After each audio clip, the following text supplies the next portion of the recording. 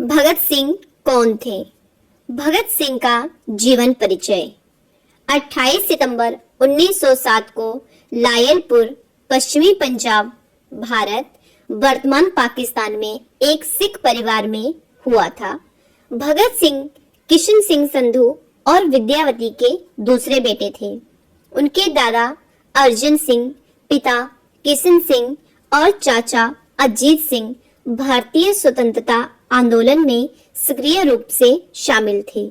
कुछ वर्षों तक एक गांव के स्कूल में पढ़ने के बाद उन्होंने आर्य समाज द्वारा संचालित लाहौर के एक एंग्लो वैदिक स्कूल में दाखिला लिया। 1923 में उन्हें लाहौर के नेशनल कॉलेज में भर्ती कराया गया, जिसकी स्थापना भारतीय स्वतंत्रता कार्यकर्ता लाला लाजपत राय ने की थी। यह कॉलेज 2 साल पहले स्थापित किया गया था, जो ब्रिटिश सरकार द्वारा अनुदानित स्कूलों और कॉलेजों को बंद करने के लिए महात्मा गांधी के असहयोग के आह्वान के अनुरूप था। चूंकि उनका परिवार प्रगतिशील राजनीति में सक्रिय रूप से शामिल था, भगत सिंह भी भारत के स्वतंत्रता संग्राम में सक्रिय हो गए। जनरल डायर द्वारा हजारों निहत्थे प्रदर्शनकारियों की हत्या के कुछ घंटों बाद उन्होंने जलियांवाला बाग नरसंहार स्थल का दौरा किया। 30 अक्टूबर 1928 को आयोग ने लाहौर का दौरा किया। लाला लाजपत राय ने इसके विरुद्ध एक मौन जुलूस का नेतृत्व किया।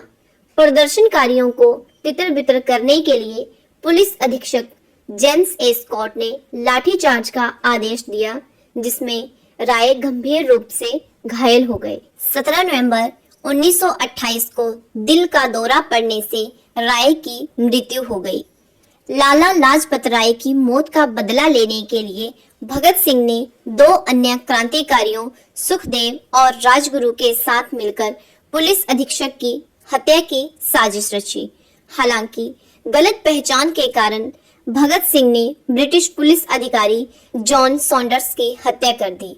जब वह 17 दिसंबर 1928 को लाहौर में जिला पुलिस मुख्यालय छोड़ रहे थे, इसके तुरंत बाद एक बड़े पैमाने पर तलाशी अभियान शुरू किया गया और भगत सिंह को लाहौर से भागना पड़ा और पहचाने जाने से बचने के लिए अपना सिर और दाढ़ी मुंडवानी पड़ी।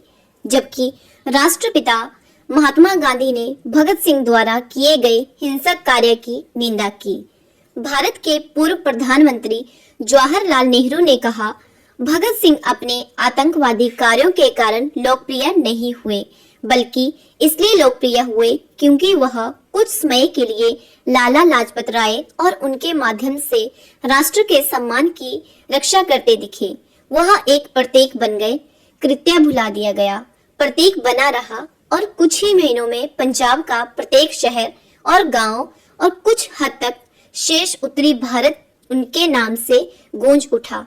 उनके बारे में अनगिनत गाने बने और उस व्यक्ति ने जो लोकप्रियता हासिल की वह अद्भुत थी। सेंट्रल असेंबली हॉल पर बमबारी। 8 अप्रैल 1929 को भगत सिंह ने बटुकेश्वर दत्त के साथ विधानसभा कक्ष में सार्वजनिक गैलरी से 2 बम फेंके। जब यह सत्र चल रहा था, बमों ने असेंबली के सदस्यों को घायल कर दिया। इसके बाद पैदा हुई अराजकता और भ्रम की स्थिति ने उन दोनों को असेंबली हॉल से भागने का मौका दे दिया, लेकिन वे वहीं रुके रहे और लोकप्रिय जुमले इनकलाब जिंदाबाद के नारे लगाए। इसके बाद सिंह और दत्त को गिरफ्तार कर लिया गया और दिल्ली की कई जेलों में ले जाया गया। भगत सिंह के कुछ प्रसिद्ध उद्धरण, वे मुझे मार सकते हैं लेकिन वे मेरे विचारों को नहीं मार सकते। वे मेरे शरीर को कुचल सकते हैं लेकिन वे मेरी आत्मा को कुचलने में सक्षम नहीं होंगे।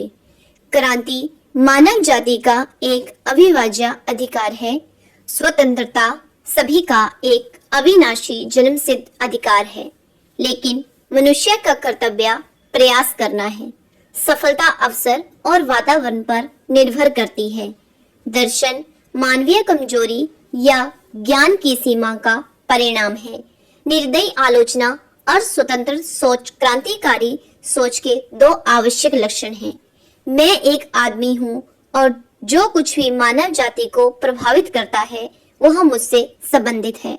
अगर बहरे को सुनना है तो आवाज बहुत तेज होनी चाहिए। विद्रोह कोई क्रांति नहीं है, यह अंततः उस अंत तक ले जा सकता है। जीवन का उद्देश्य आप मन को नियंत्रित करना नहीं बल्कि इसे सामंजस्यपूर्ण रूप से विकसित करना है। इसके बाद मोक्ष प्राप्त करने के लिए नहीं बल्कि नीचे इसका सर्वोत्तम उपयोग करने के लिए। कोई भी व्यक्ति जो प्रकृति के लिए खड़ा है उसे पुराने विश्वास की हर चीज की आलोचना, अविश्वास और चुनौती देनी होगी। विधानसभा मामले का मुकदमा, जेल की सजा और फांसी। मई में प्रारंभिक सुनवाई के बाद मामले की सुनवाई जून के पहले सप्ताह में शुरू हुई। 12 जून को सिंह और दत्त दोनों को गैर कानूनी और दुर्भावनापूर्ण तरीके से जीवन को खतरे में डालने वाले विस्फोट के लिए आजीवन कारावास की सजा सुनाई गई। 1929 में उनके सहयोगियों सुखदेव, किशोरीलाल और जयगोपाल को लाहौर और सहारनपुर में बम कारखाने स्थापित करने के सिलसिले में गिरफ्तार किया गया था। जैसे जैसे मामले की जांच आगे बढ़ी, पुलिस ने सॉन्डर्स की हत्या, असेंबली बमबारी और बम निर्माण के बिंदुओं को जोड़ा। भगत सिंह, जो स्वयं को राजनीतिक कैदी मानते थे, अन्य लोगों के साथ यूरोपीय और भारतीय कैदियों के बीच भेदभाव पर ध्यान देते थे।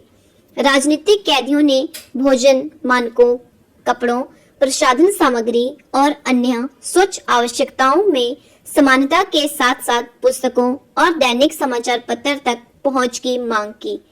सिंह ने अन्य कैदियों के साथ भूख हड़ताल की। सरकार की ओर से हड़ताल तोड़ने के नाकाम कोशिशें की गई। भूख हड़ताल की देशव्यापी लोकप्रियता के साथ सरकार ने लाहौर षड्यंत्र केस को आगे बढ़ाने का फैसला किया। सिंह को लाहौर की बोस्टल जेल ले जाया गया और मुकदमा 10 जुलाई 1929 को शुरू हुआ। 23 मार्च 1931 को शाम 7:30 बजे सिंह, राजगुरु और सुखदेव को लाहौर षड्यंत्र केस में फांसी दे दी गई। धन्यवाद दोस्तों। आशा करती हूँ भगत सिंह का जीवन परिचय आपको बहुत पसंद आएगा और इसी तरह के जीवन परिचय सुनने के लिए हमारे चैनल को सब्सक्राइब करें। धन्यवाद दोस्तों।